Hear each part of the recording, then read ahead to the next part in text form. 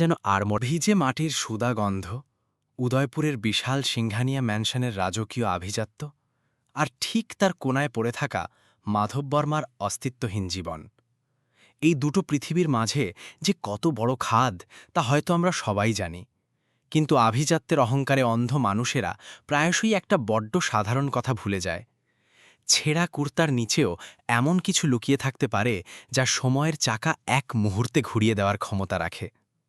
আপনাদের জীবনেও কি এমন কেউ এসেছে যাকে সমাজ শুধু তার মলিন পোশাক দিয়ে মেপেছে, কিন্তু সে নিজের কাজ দিয়ে সবার মুখ বন্ধ করে দিয়েছে? এমন অভিজ্ঞতা থাকলে কমেন্টে জানাবেন। আর হ্যাঁ, এই ধরনের সত্যি আর মাটির কাছাকাছি থাকা গল্পগুলো শুনতে চ্যানেলটি সাবস্ক্রাইব করে রাখতে পারেন। এবার ফেরা যাক উদয়পুরের সেই মেঘলা সকালে। ভাঙা চপ্পল পায়ে হাঁটা কোনো মানুষের দিকে তাকিয়ে কি কখনো ভেবেছেন ওই ফাটা পায়ের পাতাগুলো নিঃশব্দে ঠিক কতটা পথ পেরিয়েছে? উদয়পুরের সেই সকালেও কেউ মাধবকে নিয়ে এমনটা ভাবার প্রয়োজন বোধ করেনি। ২০২৪ সালের আগস্ট মাস। ফতেহ সাগর হ্রদের ওপর বৃষ্টির ঠান্ডা হাওয়া তখনও থমথম করছে। রাতের বৃষ্টির ছাঁট লেগে সিটি প্যালেসের পুরনো দেওয়ালগুলো চকচক করছে, আর দূরের জগদীশ মন্দির থেকে ভেসে আসা ঘণ্টার শব্দে শহরটা যেন আড়মোড়া ভাঙছে। এই হ্রদ থেকে একটু দূরেই সিংহানিয়া পরিবারের ম্যানশন। বাইরে থেকে দেখলে যে কারোর মনে হবে আস্ত একটা রাজপ্রাসাদ। পেল্লাই লোহার গেট, শ্বেতপাথরের উঁচু সিঁড়ি, মেপে ছাটা অশোক গাছের সারি, আর পোর্টিকোতে দাঁড়িয়ে থাকা কুচকুচে কালো বিলাসবহুল গাড়ি, সব মিলিয়ে এক উগ্র আভিজাত্যের প্রদর্শনী। আর ঠিক সেই বিশাল উঠোনের এক কোণায় ভিজে মাটি আর ঝরে পড়া আমপাতার স্তূপের মাঝে মাথা নিচু করে চুপচাপ ঝাড়ু দিচ্ছিল মাধব। পরনের কুর্তাটা জীর্ণ, কাঁধের কাছে আলগা তালি দেওয়া, আর হাতের পালুর ফাটলে জমে আছে পুরনো কাদা মাটি। বাড়ির লোকেদের কাছে সে নেহাতি একজন মালি, আর সহকর্মীদের কাছে মাধব ভাই। সত্যি বলতে কি, ওই বিশাল প্রাসাদে তার থাকা না থাকা নিয়ে কারোর কোনো মাথা ব্যথা ছিল না। সে গাছে জল দিত, ড্রাইভওয়ে পরিষ্কার রাখত, আর ভাঙা টব জোড়াতালি দিয়ে শুধু এটুকুই চাইত দিনটা যেন কোনো মতে শান্তিতে কেটে যায়। ঠিক তখনই ম্যানশনের ভেতর থেকে ব্যস্ত পায়ের শব্দ ভেসে এলো। বিক্রম সিংহানিয়া, উদয়পুরের অন্যতম বড় ব্যবসায়ী, পরনে দানি স্যুট, চোখে মুখে প্রবল ব্যস্ততা। আজ বাড়ি অঞ্চলে তার একটা অত্যন্ত জরুরি মিটিং রয়েছে। এই চুক্তির উপর শুধু তার কোম্পানির ভবিষ্যৎ নয়, সম্মানও জড়িয়ে আছে। ড্রাইভার সুরেশ প্রায় ছুটে গিয়ে গাড়ির দরজা খুলে দিল, তারপর ড্রাইভিং সিটে বসে চাবি ঘোরাল। কিন্তু স্টার্ট নেওয়ার বদলে ইঞ্জিনের ভেতর থেকে একটা ভারী গুঙ্গানির মতো শব্দ বেরোল, আর তারপর সব চুপ। বৃষ্টি ভেজা সেই স্নিগ্ধ সকালে যেন হঠাৎ করেই এক অদৃশ্য বাজ পড়ল। বিক্রম সিংহানিয়ার মুখের চেহারা এক সেকেন্ডে পাল্টে গেল। এতক্ষণ আগে যে মানুষটা নিজের স্যুটের ক্রিজ ঠিক করতে করতে আত্মবিশ্বাসের সঙ্গে বেরিয়েছিলেন, তিনি এখন একটা নিশ্চল লোহার স্তূপের সামনে পাথরের মতো দাঁড়িয়ে। ঘড়ির কাঁটা টিকটিক করে এগোচ্ছে, সময় নেই। সুরেশ, এসবের মানে কি? বিক্রমের গলায় তখন রাগের চেয়েও চাপা আতঙ্কটাই বেশি। কাল রাতে তোমায় স্পষ্ট বলেছিলাম সব রেডি রাখতে। সুরেশ মাথা নামিয়ে নিল, তার গলা শুকিয়ে কাঠ। সে আমতা আমতা করে শুধু বলল, সাহেব, কাল রাত পর্যন্ত তো সব ঠিকই ছিল। বিক্রম আর কথা না বাড়িয়ে পকেট থেকে ফোন বের করলেন। শহরের সবচেয়ে নামী মেকানিককে কল করলেন। রিং হয়েই চলল, কেউ ধরল না। দ্বিতীয় নম্বর, তৃতীয় নম্বর, না, কোনো সাড়া নেই। প্রতিটা ব্যর্থ কলের সঙ্গে বিক্রমের কপালের ভাঁজ আরও গভীর হচ্ছিল। কিছুটা দূরে দাঁড়িয়ে থাকা চাকরবাকররা কার্যত দম বন্ধ করেছিল। বড় লোকেদের রাগ যখন চড়ে, গরিবদের তখন নিঃশ্বাস নিতেও ভয় লাগে। এসবের মাঝেই মাধব তার হাতের ঝাড়ুটা চুপচাপ দেয়ালের পাশে নামিয়ে রাখল। সে একবার গাড়ির দিকে তাকালো, একবার সুরেশের দিকে, তারপর কয়েক পা এগিয়ে গেল। তবে তার হাঁটার মধ্যে সেই সহজাত সংকোচটা ছিল, যা বড় লোকেদের উঠোনে কাজ করতে করতে গরিব মানুষদের অস্থিমজ্জায় মিশে যায়। সাহেব, গলাটা খাদে নামিয়ে মাধব বলল, যদি অনুমতি দেন আমি একবার দেখতে পারি, হয়তো ছোট কোনো সমস্যা। তুমি দেখবে? বিক্রমের গলায় এবার স্পষ্ট তাচ্ছিল্য। মাধব, এটা তোমার বাগানের ফুলের কেয়ারি নয়। একটা ভুল মুহূর্তের দাম কত হতে পারে জানো? মাধব মাথা নিচু করল ঠিকই, কিন্তু পিছিয়ে গেল না। আমি কোনো বড় দাবি করছি না সাহেব, শুধু একবার চেষ্টা করতে চাই। আপনার হয়তো সময়টা বেঁচে যাবে। কথাটা বিক্রমের ইগোতে সজোরে ধাক্কা দিল। ঠিক এই সময় সিঁড়ি দিয়ে নামতে দেখা গেল রিয়া সিংঘানিয়াকে, বিক্রমের মেয়ে। পরিস্থিতিটা আঁচ করতে পেরে রিয়া জিজ্ঞেস করল, কি হয়েছে বাবা, এত সকালে এসব কি হচ্ছে? বিক্রম নিজের বিরক্তি চেপে রেখে একটা শুকনো হাসি হাসলেন। আমাদের মালি বলছে সে নাকি এই গাড়ি ঠিক করে দেবে। রিয়া চোখ সরু করে মাধবকে ওপর থেকে নিচ পর্যন্ত একবার মাপল। তার ঠোঁটে একটা সুন্দর হাসি ফুটল, কিন্তু তাতে বিন্দুমাত্র উষ্ণতা ছিল না। বাহ, তাহলে আজ উদয়পুরে নতুন মেকানিক পাওয়া গেল দেখছি। মাধব ভাই, এরপর থেকে আমাদের কোম্পানির মেশিনারিগুলো আপনি সামলাবেন নাকি? পেছনে দাঁড়িয়ে থাকা কয়েকজন চাকর ভয়ে ভয়ে চোখ নামিয়ে নিল। শুধু বারান্দার পিলারের আড়ালে দাঁড়িয়ে থাকা কমলা কাকির বুকটা হু হু করে উঠল। সে জানে মাধব লোকটা কতটা পরিশ্রমী, কিন্তু এই বাড়িতে সত্যি কথার দাম প্রায় চোকাতে হয় চাকরি খুইয়ে। মাধব নিজের ঠোঁট কামড়ে ধরল। সে শুধু শান্ত গলায় বলল, ম্যাডাম, আমি কারোর জায়গা নিতে চাই না। গাড়িটা চালু হয়ে যাক, আপনাদের কাজ মিটুক, আমার কাছে সেটুকুই যথেষ্ট। রিয়া তার হাতের ফোনটা একটু ওপরে তুলল, হয়তো এই দৃশ্যটা রেকর্ড করে পরে হাসাহাসি করবে বলে। বাবা, ওকে একবার সুযোগ দিয়েই দেখো না, অন্তত সকাল সকাল একটু বিনোদন তো হবে। বিক্রম অস্থিরভাবে আরেকবার ঘড়ি দেখলেন। বাধ্যবাধকতা তার অহংকারকে কিছুক্ষণের জন্য দমিয়ে দিল বটে, কিন্তু মুছে ফেলতে পারল না। তিনি আঙুল তুলে মাধবের দিকে তাকিয়ে কড়া গলায় বললেন, ঠিক আছে মাধব, 5 মিনিট, শুধু 5টা মিনিট সময় দিলাম তোমায়। যদি গাড়ি চালু করতে পারো, কথা দিচ্ছি রিয়া সবার সামনে তোমার কাছে ক্ষমা চাইবে। বিক্রমের চোখ দুটো এবার তীক্ষ্ণ হয়ে উঠল। কিন্তু যদি তুমি আমার সময় নষ্ট করো, তাহলে আজকের পর থেকে এই সিংঘানিয়া ম্যানশনে তোমার আর কোনো জায়গা থাকবে না।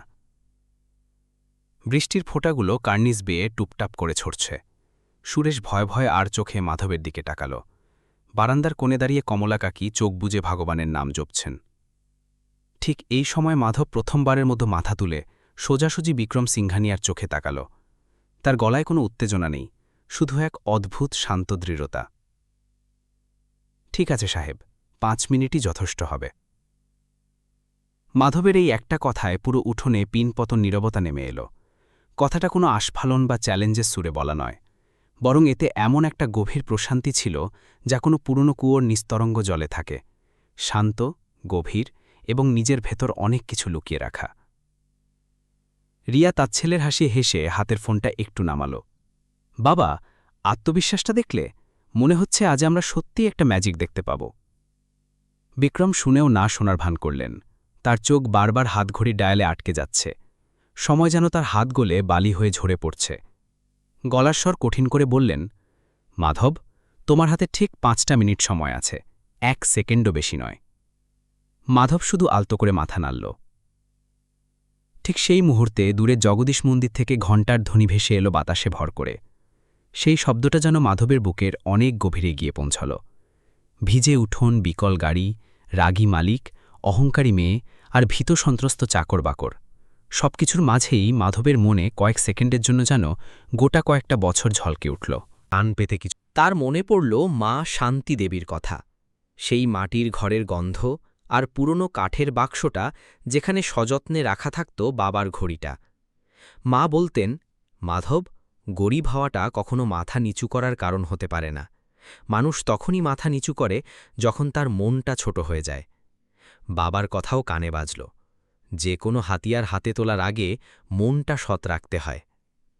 বাস্তব পৃথিবীতে হয়তো কয়েক সেকেন্ডই পেরিয়েছে, কিন্তু এই কয়েকটা সেকেন্ডই মাধবকে ভেতর থেকে পুরোপুরি বদলে দিল। সে একবার নিজের হাতের দিকে তাকাল।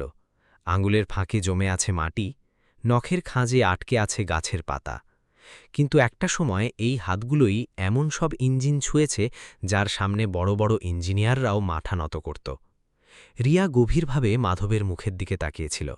সে ভেবেছিল মাধব এবার ঘাবড়ে যাবে, কিন্তু লোকটা যেন অন্য কোনো গ্রহে দাঁড়িয়ে আছে। সুরেশ কাঁপা গলায় ডাকল, মাধব ভাই। তার গলায় ছিল ভয়, তীব্র অনুশোচনা আর একটা চাপা অনুরোধ। মাধব সুরেশের দিকে একবার তাকাল। সে খুব ভালো করেই জানে গাড়ির এই অবস্থার পেছনে সুরেশের অতি উৎসাহ আর বোকামিই দায়ী, কিন্তু সে মুখে টুঁ শব্দটি করল না। একজন গরিব মানুষের ভুল সবার সামনে ফাঁস করে দেওয়ার মানে হল তার মুখের গ্রাস কেড়ে নেওয়া। মাধব গাড়ির কাছে এগিয়ে গেল। নিচু হয়ে বনেটের ওপর জমে থাকা বৃষ্টির জল আঙুল দিয়ে ছুঁয়ে দেখল। তারপর খুব শান্ত গলায় বলল, আমার একটা শুকনো কাপড় লাগবে, আর দয়া করে আপনারা সবাই একটু পিছিয়ে দাঁড়ান। এই কথা শুনে রিয়ার ঠোঁটের কোণের তাচ্ছিল্যের হাসিটা একটু ফিকে হয়ে গেল, কারণ এটা কোনো আনাড়ির ভাষা নয়। একজন চাকর ছুটে ছুটে একটা শুকনো কাপড় এনে দিল। মাধব সেটা হাতে নিয়ে প্রথমে নিজের হাতের তালু মুছল, তারপর কোনো তাড়াহুড়ো না করে খুব সাবধানে বনেটটা খুলল। সঙ্গে সঙ্গে ভেতর থেকে গরম ধাতু, আর্দ্রতা আর পেট্রোলের একটা মিশ্র গন্ধ বেরিয়ে এলো। মাধব ইঞ্জিনটাতে হাত দিল না, শুধু কান পেতে কিছু শোনার চেষ্টা করল, যেন গাড়িটাই নিজে তাকে তার অসুখের কথা বলছে। ঘড়ির কাঁটা এগোচ্ছে, সবাই শ্বাস আটকে দাঁড়িয়ে, আর মাধবের চোখে এত বছর পর আবার সেই হারিয়ে যাওয়া দীপ্তিটা ফিরে এসেছে। বনেট খোলার পর মাধব কয়েক সেকেন্ডের জন্য একেবারে স্থির হয়ে গেল। বাইরের লোকেদের মনে হলো সে বোধহয় শুধু ইঞ্জিনের দিকেই তাকিয়ে আছে, কিন্তু তার অভিজ্ঞ চোখ ইঞ্জিনের প্রতিটি শিরা উপশিরা স্ক্যান করে নিচ্ছিল। ব্যাটারির কাছে জমে থাকা আর্দ্রতা, ওয়্যারিংয়ের ওপর জমে থাকা বিন্দু বিন্দু জল, ফুয়েল লাইনের কাছে সূক্ষ্ম একটা কাঁপুনি, আর ওই অস্বাভাবিক নীরবতা যেখানে ইঞ্জিনটার হালকা একটা গুনগুন শব্দ করার কথা। সে শুকনো কাপড়টা দিয়ে প্রথমে চারপাশের আর্দ্রতা সযত্নে মুছে নিল, তারপর একটু নিচু হয়ে ইঞ্জিনের ভেতরের দিকে নজর দিল। বিক্রম অস্থিরভাবে ঘড়ি দেখছেন, তার মুখের দুশ্চিন্তা এবার রীতিমতো বিরক্তিতে বদলে গেছে। রিয়া এখনও অবিশ্বাসের দৃষ্টিতে মাধবের কাজ দেখছে, তবে তার আগের সেই আত্মবিশ্বাস এখন একটু নড়ে উঠেছে। মাধবের হাতগুলো ইঞ্জিনের ভেতরে কোনো আনাড়ির মতো এদিক ওদিক হাতড়াচ্ছিল না, আঙুলগুলো ঠিক সেই জায়গাগুলোতেই যাচ্ছিল যেখানে সত্যিই মেরামতের দরকার। মাধব মাথা না তুলেই নিচু গলায় জিজ্ঞেস করল, সুরেশ ভাই, কাল রাতে গাড়িটা কি বৃষ্টির সময় বাইরে ছিল? সুরেশ চমকে উঠল, আমতা আমতা করে বলল, হ্যাঁ সাহেব, কিছুক্ষণ সাহেব। তারপর আমি জল দিয়ে ধুয়েও ছিলাম। মাধবের এই একটা প্রশ্নেই সুরেশের মুখ ফ্যাকাশে হয়ে গেল। সে আর কথা খুঁজে পেল না, ওই নীরবতাই তার সব অপরাধ স্বীকার করে নিল। মাধব তার দিকে একবার চোখ তুলে তাকাল, সেই দৃষ্টিতে কোনো অভিযোগ নেই, রাগ নেই, শুধু একটা নীরব আশ্বাস, আমি বুঝে গেছি, কিন্তু আমি তোমাকে সবার সামনে বেইজ্জত করব না। মাধব আবার ইঞ্জিনের দিকে ঘুরল। তেল, গরম লোহা আর ভিজে আর্দ্রতার এই চেনা গন্ধটা তার মনের ভেতর একটা বহু পুরনো দরজা খুলে দিল। যোধপুরের সেই গ্যারেজের কথা মনে পড়ল, যেখানে প্রতিদিন সকাল শুরু হতো যন্ত্রপাতির খটাখট আওয়াজে। সেখানে লোকেরা তাকে তার নামের চেয়েও বেশি তার হাতের জাদুর জন্য চিনত। মেকানিকরা বলত, মাধব হাত দিয়েছে মানে মরা ইঞ্জিনও কথা বলবে। তারপর হঠাৎ সেই ভয়ঙ্কর দিনটার কথা মনে পড়ল, যে দিনটা তার জীবনটাকে ওলটপালট করে দিয়েছিল। একটা টেস্ট চলার সময় ভয়ঙ্কর একটা দুর্ঘটনা ঘটে। ভুল ছিল ওপরতলার কর্তাদের তাড়াহুড়ো আর গাফিলতির, কিন্তু নিজের চোখের সামনে বেস্ট ফ্রেন্ড রমেশকে রক্তাক্ত অবস্থায় পড়ে থাকতে দেখে মাধব সব দায় নিজের ঘাড়ে নিয়েছিল। কোনো আদালত তাকে শাস্তি দেয়নি, কোনো অফিসিয়াল রিপোর্টে তার নাম ওঠেনি, কিন্তু সে নিজে নিজেকে কখনো ক্ষমা করতে পারেনি। ওই দিনের পর থেকে ইঞ্জিনের আওয়াজ শুনলেই তার বুক কেঁপে উঠত। এই পুরনো স্মৃতিগুলো বিদ্যুতের ঝলকানির মতো তার মস্তিষ্কে খেলে গেল, কিন্তু বাইরে তার আঙুলের জাদুকরি কাজ 1 সেকেন্ডের জন্য থামল না। সে একটা কানেক্টার আলতো করে চেপে ধরল, তারপর সেটা কাপড় দিয়ে মুছল, একটা সরু তারের উপর জমে থাকা জল পরিষ্কার করল। ফুয়েল পাম্পের কাছে কান নিয়ে কয়েক সেকেন্ড খুব মনোযোগ দিয়ে কিছু একটা শুনল। শব্দটা এতটাই ক্ষীণ ছিল যে সাধারণ কান তা ধরতে পারবে না, কিন্তু মাধবের জন্য ওইটুকুই যথেষ্ট। আপন মনেই একটা শব্দ করল মাধব, যেন বহু পুরনো কোনো রোগীর রোগ সে ধরে ফেলেছে। রিয়া আর থাকতে না পেরে জিজ্ঞেস করল, কি হলো, কিছু বুঝলে? মাধব রিয়ার দিকে তাকিয়ে শান্ত গলায় বলল, এখনই কিছু বলা মুশকিল ম্যাডাম, তবে গাড়িটা এখনও পুরোপুরি মরে যায়নি, শুধু ওর নিঃশ্বাস নেওয়ার রাস্তাটা কোথাও একটা আটকে আছে। বিক্রম সিংহানিয়া দাঁতে দাঁত চেপে বললেন, এখানে ধাঁধা শোনাতে বসো না মাধব, সময় শেষ হয়ে আসছে। মাধব মাথা নিচু করল, কিন্তু তার চোখে বিন্দুমাত্র ভয়ের রেশ নেই। সে শান্ত গলায় সুরেশকে বলল, দয়া করে একবার ইগনিশনটা অন করুন, তবে স্টার্ট করবেন না। সুরেশ বাধ্য ছেলের মতো তাই করল। গাড়ির ড্যাশবোর্ডের আলোগুলো জ্বলে উঠল। মাধব আবার নিচু হয়ে ইঞ্জিনের দিকে কান পাতল। এবার তার আর কোনো সন্দেহ রইল না। আর্দ্রতার কারণে একটা সেন্সর সাময়িকভাবে কাজ করা বন্ধ করে দিয়েছে, আর সেই কারণেই ফুয়েল প্রেশার ড্রপ করেছে। সে খুব সাবধানে একটা ছোট্ট কানেক্টর আলাদা করল, নিজের হাতের শুকনো কাপড়ের কোণটা দিয়ে জায়গাটা ভালো করে মুছল। তারপর ওয়্যারিংগুলো খুঁটিয়ে দেখতে লাগল। একটা জায়গায় তারের জয়েন্টটা একটু আলগা ছিল। খুব ছোট্ট একটা ব্যাপার, কিন্তু অনেক সময় বড় বড় বিপদ তো এই ছোট ছোট ফাঁকগুলিই ঘরে ঢোকে। মাধব কাউকে সরাসরি দোষ না দিয়ে খুব শান্ত গলায় বলল, কাল রাতে গাড়ি ধোয়ার সময় হয়তো একটু জল ভেতরে রয়ে গিয়েছিল, তবে চিন্তার কিছু নেই। সুরেশ চমকে উঠে তার দিকে তাকালো। তার চোখে তখন যেমন ভয় তেমনই উপচে পড়া কৃতজ্ঞতা। সে বুঝতে পেরেছে মাধব চাইলে এই মুহূর্তে সবার সামনে তার নাম করে তাকে বিপদে ফেলতে পারত, কিন্তু সেটা করল না। একজন গরিব মানুষ আরেকজন গরিবের চাকরি হারানোর ভয়টা খুব সহজেই বুঝতে পারে। বিক্রম সিংঘানিয়ার ধৈর্য ধরে রাখতে পারলেন না। অস্থির গলায় জিজ্ঞেস করলেন, আর কতক্ষণ লাগবে? ব্যাস আর একটুখানি, মাধব অবিচলিত কণ্ঠে জবাব দিল। সে নিজের পকেট থেকে একটা ছোট্ট স্ক্রুড্রাইভার বের করে ইঞ্জিনের ওপর ঝুঁকে পড়ল। যে সাধারণ হাতিয়ারটা দিয়ে সে বাগানের মরা মোটর ঠিক করত, আজ সেটা দিয়েই সে কোটি টাকার গাড়ির ইঞ্জিন ঘাঁটছে। রিয়া অবাক হয়ে দৃশ্যটা দেখছিল। প্রথমে ব্যাপারটা তার কাছে স্রেফ একটা বিনোদন মনে হয়েছিল, কিন্তু এখন তার চোখে স্পষ্ট বিভ্রান্তি। মাধবের হাত দুটো একবারের জন্য কাঁপছে না। তার কাজকর্মে এমন একটা আত্মবিশ্বাস আর সতর্কতা যা কোনো বই পড়ে শেখা যায় না। এর পেছনে রয়েছে বছরের পর বছর ধরে করা হাড় ভাঙা পরিশ্রমের অভিজ্ঞতা। ঠিক তখনই মেইন গেটের কাছে একটা হালকা শব্দ হল। রহিম চাচা পুরনো খবরের কাগজে মোড়ানো একটা ছোট প্যাকেট হাতে নিয়ে দাঁড়িয়ে আছেন। তিনি রান্নাঘরের জন্য কিছু জিনিসপত্র দিতে এসেছিলেন, কিন্তু উঠোনের এই দৃশ্য দেখে তিনি সেখানেই থমকে গেলেন। মাধবকে ওইভাবে গাড়ির ইঞ্জিনের ওপর ঝুঁকে থাকতে দেখে তার চোখে একটা অদ্ভুত চমক খেলে গেল। তিনি ধীর পায়ে কমলা কাকির পাশে এসে দাঁড়ালেন, তারপর ফিসফিস করে বললেন, এই ছেলেটা যখন কোনো মেশিনের সামনে ওইভাবে চুপচাপ দাঁড়িয়ে থাকে না, তখন বুঝবে মেশিন কথা বলবেই। কমলা কাকি অবাক হয়ে তার দিকে তাকালেন, কিন্তু রহিম চাচা আর একটা কথাও বললেন না। তিনি জানেন কিছু সত্যি সময়ের হাতে ছেড়ে দেওয়াই ভালো, সময় এলেই তা নিজে থেকে প্রকাশ পাবে। মাধব তখন নিজের কাজে পুরোপুরি মগ্ন। সে খুব যত্নের সঙ্গে সেন্সারের আর্দ্রতা দূর করল, আলগা তারটা আবার ঠিক মতো জুড়ে দিল। তারপর ফুয়েল লাইনের চাপটা খুব সাবধানে পরীক্ষা করল। তার প্রতিটা নড়াচড়া খুব সামান্য হলেও তার পিছনে একটা গভীর হিসাব কাজ করছিল। সে ইঞ্জিনটাকে জোর করে জাগিয়ে তুলতে চায়নি। যন্ত্রও তো মানুষের মতোই, বেশি জোর খাটানো হলে সে আরও একগুয়ে হয়ে পড়ে। সুরেশ ভাই, মাধব মুখ তুলে বলল, এবার একবার স্টার্ট করে দেখুন তো। সুরেশ বুক ধুকপুক নিয়ে কাঁপা কাঁপা হাতে বোতামটা টিপল। ইঞ্জিনটা একবার হালকা কেঁপে উঠল, যেন বহুক্ষণ পর ঘুম থেকে ওঠার চেষ্টা করছে, কিন্তু পরের মুহূর্তেই আবার সব শান্ত। উঠোনে আবার সেই চাপা সন্দেহের বাতাবরণ ফিরে এলো। বিক্রমের চোখের দৃষ্টি আরও কঠিন হল। রিয়া নিজের অজান্তেই দম আটকে ফেলল, কিন্তু মাধবের মুখে হতাশার কোনো ছাপ নেই। সে আবার কান পাতল ইঞ্জিনের কাছে, এবার আরও অনেক বেশি মনোযোগ দিয়ে। তারপর তার ঠোঁটের কোণে একটা খুব চেনা হালকা হাসি ফুটে উঠল। শেষ জটটা সে ঠিক ধরে ফেলেছে। গাড়ি কিন্তু মরে যায়নি, শুধু ওর দমটা মাঝপথে আটকে যাচ্ছে। সে ফুয়েল পাম্পের কাছে একটা ছোট কানেকশন ঠিক করল। কানেক্টরটা আরও শক্ত করে বসালো, তারপর নিজের হাতের তালু দিয়ে ওই অংশটা ঢেকে রাখল, যাতে আর একটু আর্দ্রতা সেখানে পৌঁছতে না পারে। তারপর আবার সুরেশের দিকে থিরে তাকালো। এবার আর ঘাবড়াবেন না, মাধব শান্ত গলায় আশ্বস্ত করল। এবার একটু ধীরে স্টার্ট করুন। এবার ধীরে স্টার্ট করুন। মাধবের এই কথাটা শোনা মাত্র সুরেশ তার কাপা আঙুলটা স্টার্ট বোতামের ওপর রাখল। উঠোনে দাঁড়িয়ে থাকা প্রতিটা মানুষ যেন একসঙ্গে নিজেদের শ্বাস আটকে ফেলেছে। বৃষ্টি এখন অনেকটাই ধরে এসেছে। শুধু কার্নিশ বেয়ে টুপটাপ করে ঝরে পড়া জলের ফোঁটার শব্দ চারপাশের এই নিস্তব্ধতাকে আরও ভারী করে তুলছে। সুরেশ বোতাম টিপল।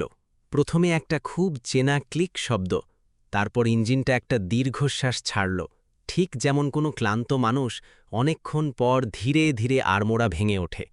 আর তার ঠিক পরের মুহূর্তেই গাড়ির ভেতর থেকে একটা ভরাট একটানা গর্জন বেরিয়ে এলো।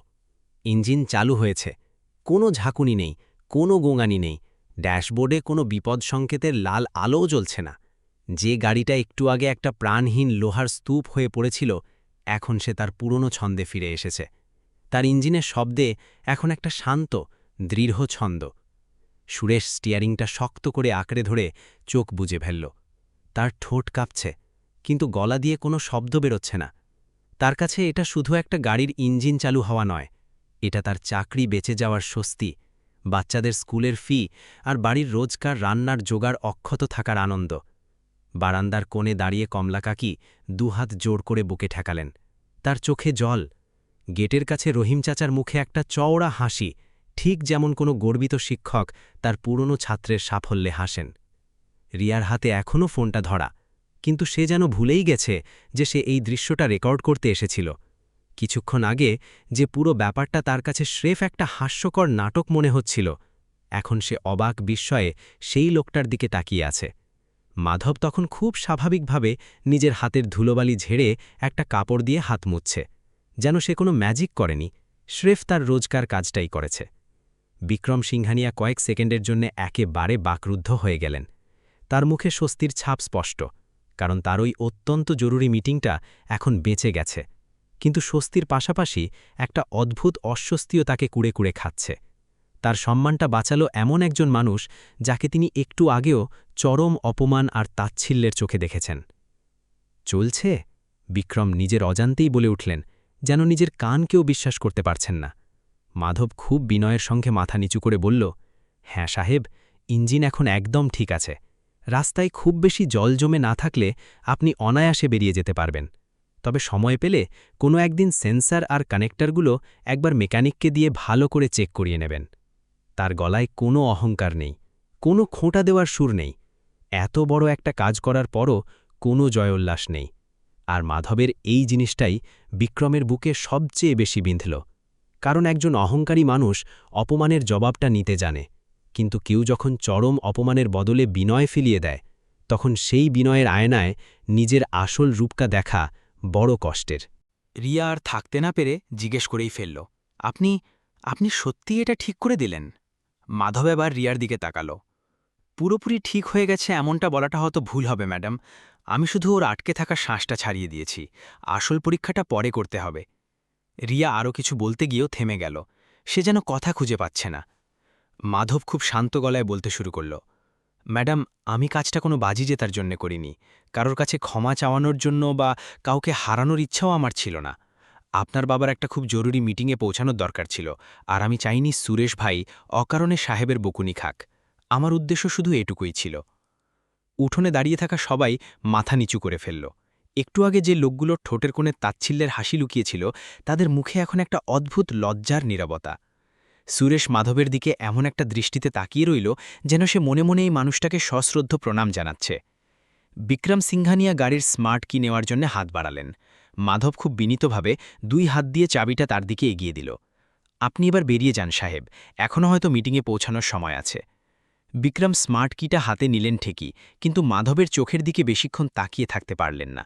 তিনি সঙ্গে সঙ্গে মুখ ঘুরিয়ে গাড়ির দিকে এগোলেন, কিন্তু অর্ধেক পা ফেলেই হঠাৎ থমকে দাঁড়ালেন। হয়তো তার জীবনেই প্রথমবার তিনি উপলব্ধি করতে শুরু করেছেন যে বড় বাড়ি থাকা আর বড় মন থাকা দুটো এক জিনিস নয়। রিয়া তার হাতের ফোনটা পকেটে ঢুকিয়ে রাখল। তার মুখের সেই তাচ্ছিলের হাসিটা ততক্ষণে পুরোপুরি উধাও হয়ে গেছে। সে কিছু একটা বলার জন্য ঠোঁট ফাঁক করেছিল, কিন্তু মাধব কারোর কোনো কথার জন্য অপেক্ষা করল না। সে নিঃশব্দে এক পা পিছিয়ে গেল, যেন সে আবার নিজের পুরনো অদৃশ্য জগতে ফিরে যেতে চাইছে। কিন্তু সেই সকালে এই সিংহানিয়া ম্যানশনের চেনা ছবিটা যেন কোথায় একটা পাল্টে গিয়েছিল। গাড়ির ইঞ্জিন তো চালু হয়েছে বটেই, কিন্তু আসল আলোড়নটা উঠেছে সেই পুরনো অহংকারের দেওয়ালে, যা বছরের পর বছর ধরে এই প্রাসাদে নীরবে জমেছিল। বিক্রম স্মার্ট কি হাতে নিয়ে গাড়ির দিকে আরও কয়েক পায়ে গেলেন, কিন্তু গাড়ির দরজার হাতল ধরার আগে থমকে গেলেন। ইঞ্জিন এখন একটা স্থির একটানা শব্দে চলছে। তার মিটিংটা এখনও হয়তো বাঁচানো সম্ভব, আর উঠোনে দাঁড়িয়ে থাকা সবাই এটা খুব ভালো করেই বুঝতে পেরেছে যে মাধব নামের এই সাধারণ মালিটাই আজকে আসল কাজটা করেছে। কিন্তু তবুও বিক্রমের বুকের ভেতরের আগুনটা কিছুতেই শান্ত হচ্ছিল না। তিনি জানেন তার দেরি হয়ে যাচ্ছে, কিন্তু আহত অহংকার সবসময় বাস্তব বুদ্ধির চেয়ে বেশি জোরে চিৎকার করে। তিনি হঠাৎ ঘুরে দাঁড়ালেন, তার গলার স্বরেবার বরফের মতো ঠান্ডা। শুধু ইঞ্জিন চালু হওয়াই তো যথেষ্ট নয়। এই কথায় উঠোনে কেউ একটু হাসার চেষ্টাও করল না। সুরেশের মুখ শুকিয়ে এতটুকু হয়ে গেল। রিয়া তার বাবার দিকে এমনভাবে তাকালো যেন সে তাকে আটকাতে চাইছে, কিন্তু বাবা এবার কি বলতে চলেছেন সেটা শোনার একটা ভয়ও তার কাজ করছিল। বিক্রম সোজা মাধবের দিকে তাকিয়ে স্মার্ট কিটা আবার তার দিকে বাড়িয়ে দিলেন। তুমি যদি সত্যিই এটা ঠিক করে থাকো, তাহলে গাড়িটা চালিয়ে ওই পেছনের গেট পর্যন্ত নিয়ে যাও। ওখানে বৃষ্টির জল জমে আছে। ওই জমানো জলের ওপর দিয়ে গাড়িটা পার করে আবার এখানে ফিরে এসো। যদি ইঞ্জিনে একবারও কোনো সমস্যা হয় বা গাড়ি আটকে যায়, তাহলে আমি ধরে নেব যে এই পুরো ব্যাপারটা নেহাতি তোমার একটা ফুঁক, একটা কাকতালীয় ঘটনা ছাড়া আর কিচ্ছু নয়। রিয়া সঙ্গে সঙ্গে প্রতিবাদ করে উঠল, বাবা, এসব কি বলছো? তোমাকে মিটিংয়ে যেতে হবে, আর পেছনের ওই রাস্তাটা এখন কাদায় ভর্তি। আমার কারোর উপদেশের প্রয়োজন নেই। বিক্রম হাত তুলে রিয়াকে থামিয়ে দিলেন। তার গলায় একজন কড়া বাবার শাসন, কিন্তু রিয়া এই প্রথমবার তার বাবার সেই শাসনের আড়ালে লুকিয়ে থাকা ভয়টা দেখতে পেল। হেরে যাওয়ার ভয়, সবার সামনে ভুল প্রমাণিত হওয়ার ভয়। আজ সকাল পর্যন্ত মাধব তার কাছে একটা সাধারণ মালি ছাড়া কিছুই ছিল না, কিন্তু এখন তার মনে হচ্ছে মানুষের আসল পরিচয় তার পোশাকে নয়, বরং তার কাজে আর চিন্তায় লুকিয়ে থাকে। সুরেশ কাপা গলায় বলল, সাহেব, আমি চালিয়ে নিয়ে আসি। বিক্রম চোখ পাকিয়ে তার দিকে তাকালেন। না, যে ঠিক করেছে সেই চালাবে। মাধব চুপচাপ স্মার্ট কিটা হাতে নিল। তার আঙুলগুলো একটুও কাঁপছে না, তবে তার চোখে মুখে একটা হালকা ক্লান্তির ছায়া নেমে এসেছে। এই ক্লান্তি কাজের নয়, এই ক্লান্তি হল মানুষের অযৌক্তিক জেদ আর অহংকার দেখার ক্লান্তি। সে গাড়ির দিকে পা বাড়াল, তারপর হঠাৎ থমকে দাঁড়িয়ে সুরেশের কাঁধে আলতো করে হাত রাখল। খুব নিচু গলায় বলল, ভয় পাবেন না, আজকের ভুলের দায় শুধু আপনার একার ছিল না। বড়লোকেদের বাড়িতে ছোট কাজ যারা করে, তারা প্রায়ই মালিকের ভয়ে বেশি পরিষ্কার পরিচ্ছন্ন করতে যায়, বেশি খাটতে যায়, আর তারপর কোনো ভুল হলে সেই দোষটা একা নিজের ঘাড়ে টেনে নেয়। সুরেশ নিজের ঠোঁট দুটো শক্ত করে কামড়ে ধরল। সে জানে এই মুহূর্তে একটা কথা বললেই সে সবার সামনে কেঁদে ফেলবে। মাধব গিয়ে ড্রাইভার সিটে বসল। সে প্রথমে ড্যাশবোর্ডের লাইটগুলোর দিকে চোখ বোলাল, তারপর খুব মনোযোগ দিয়ে ইঞ্জিনের আওয়াজটা শুনল। আওয়াজ একদম স্থির, কিন্তু সে ভালো করেই জানে জল আর কাদার উপর দিয়ে গাড়ি নিয়ে যাবার সময় শুধু ইঞ্জিনের জোর নয়, চালকের ধৈর্যের পরীক্ষা বেশি হয়। সে রিয়ার ভিউ মিরর দিয়ে একবার পেছনে তাকাল। বিক্রমের চোখে তীব্র সন্দেহ, রিয়ার চোখে চাপা উদ্বেগ, আর সুরেশের চোখে নীরব প্রার্থনা। কমলা কাকি বারান্দার কোণে মূর্তির মতো দাঁড়িয়ে। রহিম চাচা বিড়বিড় করে ভগবানের নাম নিচ্ছেন, কিন্তু তিনি এবার আর একটা কথাও বললেন না, কারণ তিনি জানেন কিছু কথার জবাব শব্দ দিয়ে নয়, কাজের মাধ্যমে দিতে হয়। মাধব খুব ধীরে গিয়ার বদলাল। গাড়িটা হালকা একটা কাঁপুনি দিয়ে সামনের দিকে এগোল। 1 মিটার, 2 মিটার, চাকার নিচে ভিজে পাথরের ঘর্ষণের শব্দ উঠল। উঠোনে দাঁড়িয়ে থাকা প্রতিটা মানুষের চোখ যেন গাড়ির চাকায় আটকে আছে। পেছনের গেট পর্যন্ত যাওয়ার রাস্তাটা বেশ সরু। রাতের টানা বৃষ্টিতে মাটি নরম হয়ে প্যাচপ্যাচে কাদা হয়ে গেছে, আর মাঝখানে বেশ খানিকটা জল জমে আছে। এখন ওই জমানো জলটা শুধু আর রাস্তার একটা বাধা নয়, ওটা এখন বিক্রমের জেদ, সুরেশের ভয়, রিয়ার বদলে যাওয়া দৃষ্টিভঙ্গি আর মাধবের আত্মসম্মানের চূড়ান্ত পরীক্ষা। গাড়িটা ওই জলের দিকে ধীরে ধীরে এগোতে লাগল। জলের কাছাকাছি পৌঁছতেই মাধব গাড়ির গতি আরও কমিয়ে দিল। জমে থাকা জলটা খুব একটা গভীর নয় ঠিকই, কিন্তু একটা সদ্য মেরামত করা দুর্বল ইঞ্জিনকে পরীক্ষায় ফেলার জন্য যথেষ্ট। জলের নিচে কাদা আছে, ছোট ছোট পাথর আছে, আর সবচেয়ে বড় কথা, বৃষ্টির পর মাটির একটা পিচ্ছিল ভাব আছে, যা সামলানোর জন্য একজন দক্ষ চালক দরকার। মাধব দুহাতে স্টিয়ারিংটা শক্ত করে ধরল, অ্যাক্সিলারেটরের ওপর পায়ের চাপ একদম হালকা রাখল, আর কান পাতল ইঞ্জিনের আওয়াজে। উঠোনে দাঁড়িয়ে থাকা বিক্রম একটু সামনের দিকে ঝুঁকে এলেন, তার চোখে মুখে চরম উৎকণ্ঠা। তবে সেই উৎকণ্ঠা গাড়িটা পার হওয়ার জন্য নয়, গাড়িটা আটকে যাওয়ার অপেক্ষায়। রিয়া আর চোখে বাবার দিকে তাকাল। তার এখন গাড়ির চেয়ে বাবার এই অন্ধ জেদের কথা ভেবে বেশি ভয় হচ্ছে। গাড়ির সামনের দুটো চাকা আস্তে আস্তে জলে নামল। ছলাৎ করে একটা শব্দ হল। ইঞ্জিন এখনও স্থির। পেছনের চাকা দুটোও জলে নামল। প্রথম কয়েক সেকেন্ড সব ঠিকঠাকই চলল। তারপর হঠাৎ ড্যাশবোর্ডে একটা হলুদ ওয়ার্নিং লাইট জ্বলে উঠল, আর ইঞ্জিনটা একটা হালকা ঝাঁকুনি দিল। সুরেশ ভয়ে চোখ বুজে দুহাত জোর করে ফেলল। বিক্রমের চোখে একটা ক্রূর আনন্দের ঝিলিক দেখা দিল। মনে হলো তিনি যেন এক্ষুনি চিৎকার করে বলবেন, দেখলে, আমি বলেছিলাম না। কিন্তু গাড়ির ভেতরে বসে থাকা মাধব বিন্দুমাত্র বিচলিত হল না। সে ঘাবড়ে গিয়ে গাড়ি থামিয়ে দেওয়ার বা জোর করে অ্যাক্সিলারেটর চাপার কোনো ভুলই করল না। সে ইঞ্জিনটাকে এমন গভীরভাবে অনুভব করছিল যেন কোনো অভিজ্ঞ বৈদ্য রোগীর নাড়ি ধরে তার রোগের গভীরতা বোঝার চেষ্টা করছেন। মাধব অ্যাক্সিলারেটরের ওপর থেকে পায়ের চাপ সামান্য একটু কমিয়ে দিল। স্টিয়ারিংটা খুব হালকা করে একটু ঘোরালো, যাতে চাকাটা কাঁদার সবচেয়ে গভীর অংশটা এড়িয়ে যেতে পারে। গাড়িটা আবার একটা হালকা ঝাঁকুনি দিল, কিন্তু এবার ইঞ্জিন আর দম হারালো না। মাধব ইঞ্জিনটাকে ঠিক ততটাই চাপ দিল যতটা সে নিতে পারবে। কয়েক সেকেন্ডের মধ্যেই ইঞ্জিনের আওয়াজ আবার স্বাভাবিক আর স্থির হয়ে গেল। উঠোনে দাঁড়িয়ে থাকা মুখগুলোতে এবার বিস্ময় ফুটে উঠল। যারা আরেকটা অপমান দেখার জন্য অধীর আগ্রহে অপেক্ষা করছিল, তারা এখন নিজেদের চোখের সামনে একজন দক্ষ কারিগরের হাতের ম্যাজিক দেখছে। আর ঠিক সেই মুহূর্তেই মেইন গেটের কাছে একটা সাদা গাড়ি এসে দাঁড়াল। গাড়ি থেকে একজন বয়স্ক মানুষ নামলেন। তার পরনে একটা পরিষ্কার ইস্ত্রি করা খাদি জ্যাকেট, মাথা ভর্তি সাদা চুল, চোখ দুটো তীক্ষ্ণ, আর হাঁটার মধ্যে একটা পুরনো দিনের আভিজাত্য। তিনি আসলে উদয়পুরে একটা নতুন ইলেকট্রিক ভেহিকেল প্রজেক্ট নিয়ে বিক্রম সিংহানিয়ার সঙ্গে মিটিং করতে এসেছিলেন। তার সঙ্গে দুজন তরুণ অ্যাসিস্ট্যান্টও আছে, কিন্তু তারা গাড়ির কাছেই দাঁড়িয়ে রইল। বয়স্ক মানুষটির নজর প্রথমেই পড়ল জমে থাকা জল পার হতে থাকা কালো বিলাসবহুল গাড়িটার দিকে। তারপর তার দৃষ্টি গেল ড্রাইভার সিটে বসে থাকা মানুষটার দিকে। কাঁচের ওপার থেকে মাধবের মুখটা খুব স্পষ্ট দেখা যাচ্ছিল না ঠিকই, কিন্তু তার বসার ভঙ্গি, ইঞ্জিন শোনার জন্য ঘাড়টা যেভাবে সামান্য একদিকে হেলানো, আর জল পার হওয়ার সময় ওই পায়ের ওই নিখুঁত ব্যালেন্স, এগুলো কোনো সাধারণ ড্রাইভারের লক্ষণ নয়। বয়স্ক লোকটির চোখ হঠাৎ বিস্ময়ে বড় বড় হয়ে গেল। এই কৌশল! তিনি প্রায় আপন মনেই ফিসফিস করে উঠলেন। তার একজন অ্যাসিস্ট্যান্ট চমকে উঠে জিজ্ঞেস করল, স্যার, কি হয়েছে? কিছু প্রবলেম? তিনি কোনো উত্তর দিলেন না, শুধু অনমনে কয়েক পা এগিয়ে গেলেন। কালো গাড়িটা ততক্ষণে জল আর কাদার বাধা পেরিয়ে আবার উঠোনের দিকে ফিরতে শুরু করেছে।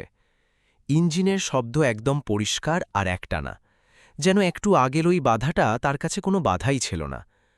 মেইন গেটের কাছে দাঁড়িয়ে থাকা রহিম চাচা ওই বয়স্ক লোকটিকে দেখতে পেয়েই সশ্রমভমে সোজা হয়ে দাঁড়ালেন। কমলা কাকিও অবাক হয়ে সেদিকে তাকিয়ে আছেন। বাকি লোকেরা এখনও বুঝতে পারছে না যে এই নতুন আগন্তুকটি কে, তবে চারপাশের হাওয়ার রং যে বদলাতে শুরু করেছে সেটা সবাই টের পাচ্ছিল।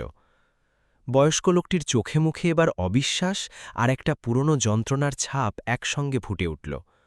বছরের পর বছর ধরে তিনি যাকে হন্যে হয়ে খুঁজছিলেন, আজ এই বৃষ্টির সকালে সে যেন হঠাৎ করেই তার চোখের সামনে এসে দাঁড়িয়েছে। তিনি কাঁপা কাঁপা গলায় প্রায় নিজের মনেই বললেন, মাধব, শেষ পর্যন্ত তুমি এখানেই লুকিয়েছিলে।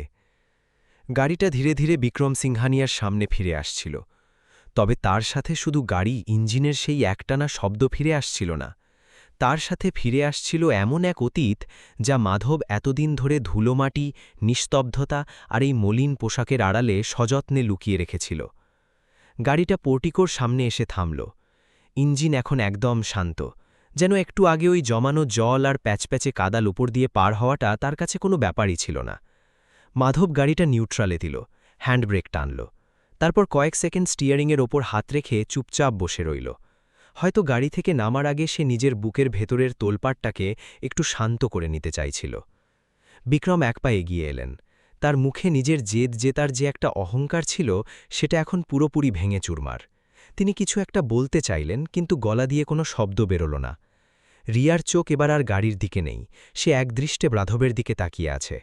জীবনের এই প্রথমবার সে বুঝতে পারল একজন মানুষের নীরবতাও কতটা ভয়ঙ্কর শক্তিশালী হতে পারে। মাধব গাড়ি থেকে নামল।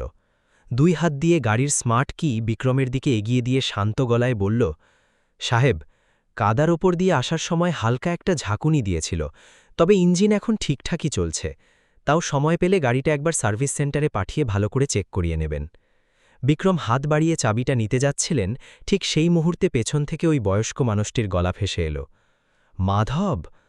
নামটা এমন একটা আবেগের সাথে উচ্চারিত হল, যেন বহু বছর ধরে চাপা পড়ে থাকা কোনো সম্পর্ক হঠাৎ করে দম নেওয়ার সুযোগ পেয়েছে। মাধবের হাতটা শূন্যেই থমকে গেল। সে খুব ধীরে ধীরে পেছন ফিরে তাকাল। মেন গেটের কাছে দাঁড়িয়ে থাকা ওই বয়স্ক লোকটিকে দেখা মাত্রই তার মুখের চেহারাটা পাল্টে গেল। চোখে প্রথমে এক ঝলক বিস্ময়, তারপর তীব্র সংকোচ, আর তারপর এমন একটা পুরনো যন্ত্রণা ফুটে উঠল যা সে এতদিন ধরে সবার থেকে লুকিয়ে রাখতে চেয়েছিল। প্রফেসর অরবিন্দ দেসাই। মাধবের ঠোঁট থেকে কথাগুলো যেন প্রায় ফিসফিসানির মতো বেরিয়ে এলো। পুরো উঠোনের লোকেরা চমকে উঠল। বিক্রম অবাক হয়ে জিজ্ঞেস করলেন, আপনি আপনি একে চেনেন প্রফেসর সাহেব? প্রফেসর অরবিন্দ ধীরে ধীরে এগিয়ে এলেন। তার হাঁটার মধ্যে বয়সের ভার থাকলেও গলার স্বরে একটা অদ্ভুত গর্ব সোজা হয়ে দাঁড়িয়ে আছে।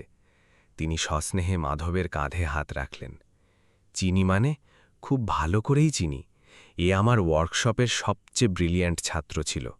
আমি জীবনে অনেক বড় বড় ইঞ্জিনিয়ার দেখেছি, অনেক মেকানিক দেখেছি, কিন্তু একটা যন্ত্রের শব্দ এভাবে মন দিয়ে শুনতে পারে এমন লোক আমি খুব কমই দেখেছি। রিয়া অবিশ্বাসের চোখে মাধবের দিকে তাকিয়ে রইল। ছাত্র? প্রফেসর অরবিন্দ রিয়ার দিকে একবার তাকালেন, তারপর সেখানে দাঁড়িয়ে থাকা সবাইকে উদ্দেশ্য করে বললেন, যোধপুরে আমার ওয়ার্কশপে যখন শহরের বড় বড় নামজাদা ইঞ্জিনিয়াররা হার মেনে যেত, তখন এই ছেলেটা একটা কোণে চুপচাপ দাঁড়িয়ে শুধু ইঞ্জিনের আওয়াজ শুনে বলে দিত আসল সমস্যাটা কোথায়। আমার একবার মনে আছে, একটা ইলেকট্রিক ড্রাইভ ইউনিটের প্রোটোটাইপ ৩ দিন ধরে বিকল হয়ে পড়েছিল। পুরো টিম হতাশ হয়ে হাল ছেড়ে দিয়েছিল।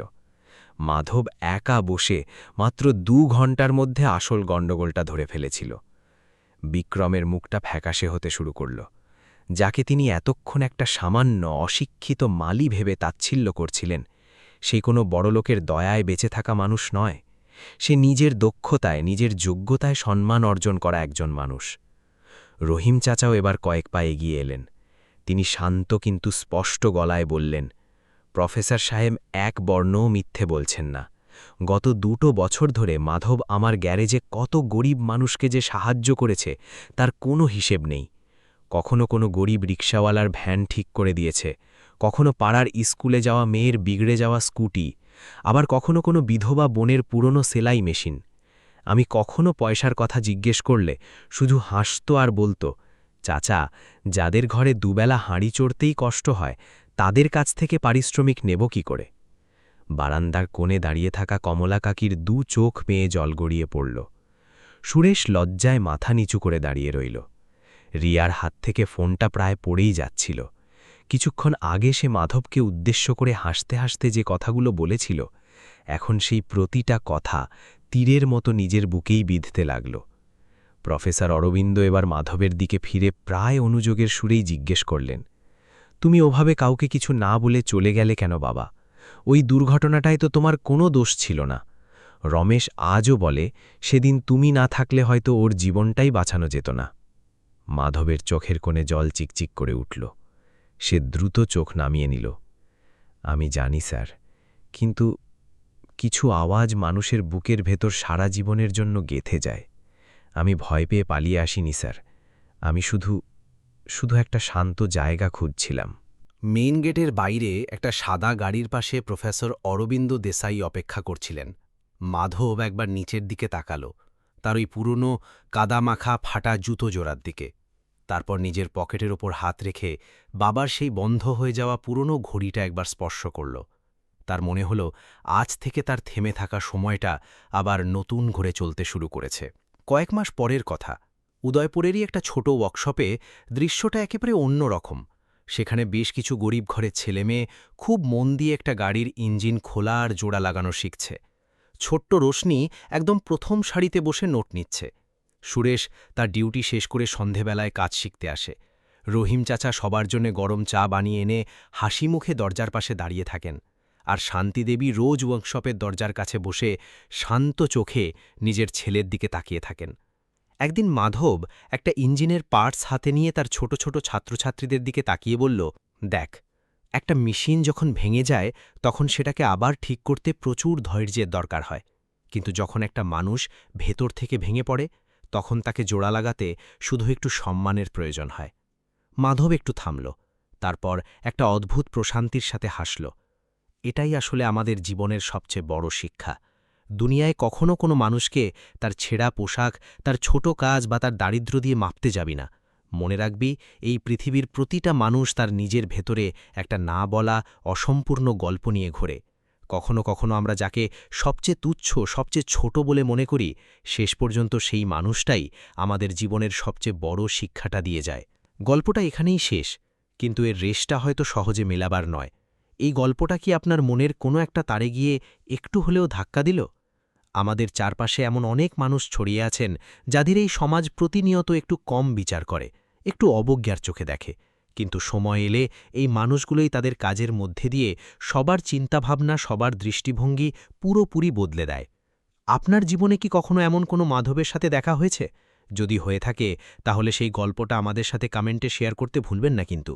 এই গল্প থেকে আমরা এটাই শিখলাম যে একটা মানুষের আসল দাম কখনো তার দামি পোশাক, তার কাজ বা পকেটের রাস্তা দিয়ে মাপা যায় না। অনেক সময় যে মানুষটা সবচেয়ে চুপচাপ থাকে, সেই মানুষটাই হয়তো জীবনের সবচেয়ে গভীর আঘাতগুলো নীরবে সহ্য করে এসেছে। আর যে হাতটাকে আমরা খুব সাধারণ, খুব মামুলি ভেবে নিই, সেই হাতটাই হয়তো একদিন আমাদের ভেঙে যাওয়া রাস্তাকে আবার নতুন করে জুড়ে দেওয়ার ক্ষমতা রাখে। মাধবের এই জার্নি আমাদের বারবার মনে করিয়ে দেয় যে কোনো সম্পর্কের আসল শিকড় হল সম্মান, তা সে নিজের পরিবার হোক, কাজের জায়গা হোক বা এই গোটা সমাজ। যেখানে একে অপরের প্রতি সম্মান থাকে না, সেখানে ভালোবাসা আর বিশ্বাস ধীরে ধীরে শুকিয়ে যায়। বাবা মায়ের দেওয়া শিক্ষা, কাজের প্রতি চরম সততা আর হাজারবার হোঁচট খেয়ে পড়ে গিয়েও আবার উঠে দাঁড়ানোর সাহসটাই একজন মানুষকে সত্যি সত্যি বড় বানায়। জীবনে তাই কখনো কাউকে ছোট ভাববেন না। হতে পারে যে মানুষটা আজ জীবনের সঙ্গে কঠিন লড়াই করছে, তার ভেতরে এমন কোনো অসামান্য দক্ষতা, এমন কোনো গভীর কষ্ট আর এমন একটা উজ্জ্বল আলো লুকিয়ে আছে যা এই দুনিয়া এখনও টেরই পায়নি। গল্পটা যদি আপনার হৃদয় ছুঁয়ে থাকে তাহলে অবশ্যই কমেন্ট করে জানাবেন। ভিডিওটি ভালো লাগলে একটা লাইক করবেন, চ্যানেলটি সাবস্ক্রাইব করে আমাদের পাশে থাকবেন।